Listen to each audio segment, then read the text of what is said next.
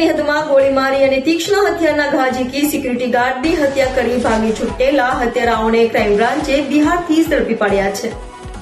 Crime branch પાસેથી મળતી માહિતી મુજબ ઈચ્છાપુર પોલીસ મથકની હદમાં ભાટપુર ગામમાં નાણાવટી મહિન્દ્રા વર્કશોપ પાછળ ONGC કંપનીમાં સિક્યુરિટી ગાર્ડ તરીકે નોકરી કરતા રોહિતગીરી મકસુદનગીરીની 3 અજાણ્યાઓએ બાઇક પર આવી ફાયરિંગ કરી અને તીક્ષ્ણ હથિયારના ઘા મારી હત્યા કરી હતી।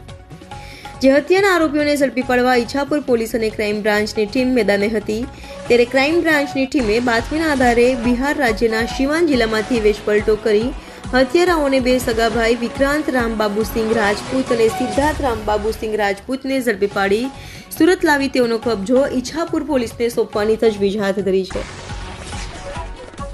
જાન્યુઆરીએ વહેલી સવારે 6 વાગે ભાટપુર ગામમાં મહિન્દ્રાના વર્કશોપની પાછળ એક રોહિતગીરી મકસદગીરી નામના એક ONGCના સિક્યુરિટી ગાર્ડના પેટમાં છરી મારી અને હત્યા કરવાની એક ડેડ બોડી મળી આવેલી વહેલી સવારે।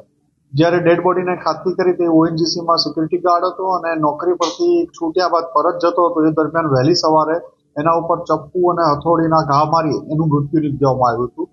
બાજુમાંથી છરીના ઘા છરી અને હથોડી પણ મળી આવ્યા હતા। પીએમમાં લઈ ગયા, ત્યાં એમના બોડીમાં જ્યાં છરી મારી હતી ત્યાં ફાયરિંગ નથી, 15થી બુલેટ પણ મળી આવતા ફાયરિંગ કરી અને આનું મોત નિપજાયું હતું। અને આ બનાવ બન્યા પછી ક્રાઇમ બ્રાન્ચની અલગ અલગ ટીમો છેલ્લા 10 દિવસથી સખત આ કેસમાં મહેનત કરી રહી હતી। એમાં પોલીસ ઇન્સ્પેક્ટર RI જાડેજા અને PI જૈન ગોસ્વામીની ટીમને માહિતી મળતા એ બંને PI તથા એમના 2 PSI ભાટી, PSI દેસાણી અને બીજા 6 માણસોની ટીમ, 10 માણસોની ટીમ છેલ્લા 8 દિવસથી મહારાષ્ટ્ર, ઉત્તર પ્રદેશ અને છેલ્લે બિહારના સિવાન જિલ્લામાંથી પરમ દિવસે મોડી રાત્રે એક ઓપરેશન હાથ ધરી વિક્રાંત રામબાબુસિંહ રાજપૂત અને એનો નાનો ભાઈ સિદ્ધાર્થ રામબાબુસિંહ રાજપૂત નાઓની ધરપકડ કરી ત્યાંથી ટ્રાન્ઝિટ રિમાન્ડ લઈ અને અહીંયા 4 દિવસના રિમાન્ડ લઈને લાવવામાં આવ્યા છે। આ લોકો ત્યાંથી નેપાળ ભાગવાની ફિરાકમાં પણ હતા કે પૈસાની થોડી વ્યવસ્થા કરી અને નેપાળ ત્યાંથી જતા રહેવાના પ્લાનમાં હતા, પણ ક્રાઇમ બ્રાન્ચની ટીમે એને બંનેને શિવાનથી દબોચી લીધા અને પકડી ટ્રાન્ઝિટ રિમાન્ડ લઈને અહીંયા લાવ્યા। આ ઓપરેશનમાં 4.5-5 દિવસ સુધી ક્રાઇમ બ્રાન્ચના બંને PI અને PSIની ટીમો સતત સિવાન જિલ્લાનું ખૂબ નાનું એવું ગામ હતું અને ત્યાંથી આરોપી પકડવા ખૂબ મહેનતવાળું કામ હતું અને છટકી ન જાય એ ધ્યાન રાખી અને વોચ કરી અને એમને પકડવામાં આવ્યા હતા।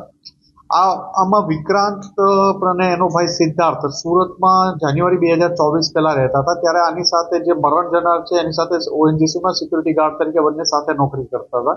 બંનેને પૈસાની કોઈ બાબતમાં ઝઘડો થતા વિક્રાંતના માથામાં મારી દીધેલું મરણ જનાર રોહિતે।